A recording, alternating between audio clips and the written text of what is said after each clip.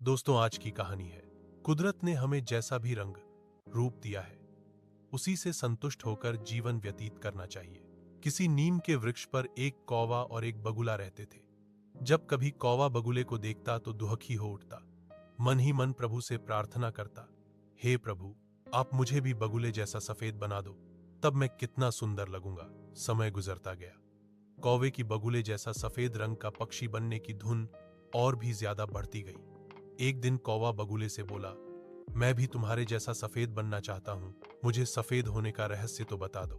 बगुला हंसता हुआ बोला, कौवे भाई, कुदरत ने हमें जैसा भी रंग रूप दिया है, उसी से संतुष्ट होकर जीवन व्यतीत करना चाहिए। मैं समझ गया, तुम नहीं चाहते कि कोई और पक्षी तुम्हारी तरह सफेद रंग का हो। तुम सफेद होने का रहस्य नहीं बताना चाहते तो न सही, लेकिन एक बात कान खोलकर सुन लो। एक दिन मैं तुम्हें अवश्य सफेद कौवा बनकर दिखाऊंगा, फिर करना मेरा मुकाबला। कहकर कौवा उड़ गया। उड़ता उड़ता वह एक ऐसे स्थान पर पहुंच गया जहां बहुत से कौवे बैठकर कुछ खा रहे थे। जब कौवा उनके ऊपर से गुजरने लगा तो एक बूढ़े कौवे ने उसे आवाज दी, आजा भाई, तू भी, यहां खाने के लिए बहुत कुछ पड़ा है, तुम ही खाओ। तुम्हारा और मेरा क्या मेल, अब मैं तुम्हारे जैसा काला क्लूटा नहीं रहूंगा। हंस या बगुले की भांति सफेद कौवा बनकर दिखाऊंगा। कौवा कड़वी आवाज में बोला, सफेद कौवा बनने चले हो?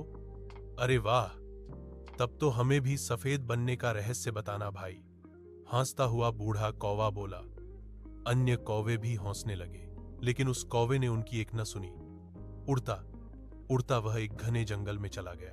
जंगल में निर्मल पानी की एक बड़ी झील में हंस को तैरता देखकर कौवा प्रसन्न हो गया। हंस भाई, मैं भी तुम्हारे जैसा सफेद रंग वाला बनना चाहता हूं। काले रंग से मुझे नफरत है, मुझे सफेद बनने की कोई तरकीब बता दें तो।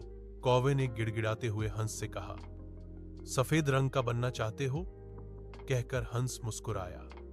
कुदरत ने हमें जैसा रंग रूप दिया है, उसी से ही संतुष्ट होकर जीना चाहिए। ठीक है, ठीक है, न बताओ, तुम नहीं चाहते कि कोई पक्षी तुम्हारे जैसा सुंदर और सफेद दिखाई दे, लेकिन मैंने भी ठान ली है कि सफेद कौवा जरूर बनकर रहूंगा।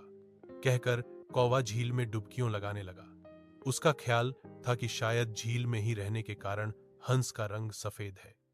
वह बड़ी देर तक डुबकियां लगाता रहा, लेकिन उसके रंग में कोई फर्क नहीं आया। निराश होकर कौवा वहां से उड़कर गांव की तरफ आ गया। एक जगह पर उसने देखा कि शाम को कुछ बच्चे किसी नाटक की तैयारी कर रहे थे। वह पास के एक वृक्ष पर जा बैठा, उन्हें ध्यान से देखता रहा। काले रंग के एक लड़के ने छोटी सी थैली से पाउडर निकालकर हाथों पर मला, फिर चेहरे पर लगाया। उसका चेहरा सफेद दिखने लगा। कौवे ने मन ही मन चुटकी बजाई और आंख बचाकर पाउडर की थैली चोंच में उठाकर ले उड़ा। एक जगह जाकर उसने थैली से सारा पाउडर निकालकर अपने सारे शरीर पर लगाया, लेकिन जब वह उड़ने लगा तो सारा पाउडर उतर गया। कौवा फिर काले रंग का दिखने लगा। कौवा भी कहां हार मानने वाला था। वहां से उड़ता उड़ता यह एक ऐसी जगह पहुंचा जहां एक बड़े मकान में सफेदी हो रही थी। सफेदी करने वाले लोग मकान के बाहर रखे एक बड़े ड्रम में से सफेद रंग का चूना बाल्टी में डालकर ले जाते और दीवारों पर कूची फेरने लगते। कूची फेरने से दीवारें एकदम सफेद होती जा रही थीं। यह देखकर कौवा खुश हुआ और मौके की तलाश करने लगा। एक आदमी चूने के घोल की बाल्टी भरकर अंदर गया। कौवे ने आव देखा न ताव झटपट उड़कर चूने के घोल वाले ड्रम में डुबकी लगा दी। कुछ ही क्षणों में उसकी आंखों में जलन होने लगी। धीरे धीरे सारा शरीर जलने लगा। जान बचाने के लिए वह एक तालाब में जाकर लगातार डुबकियों लगाता रहा।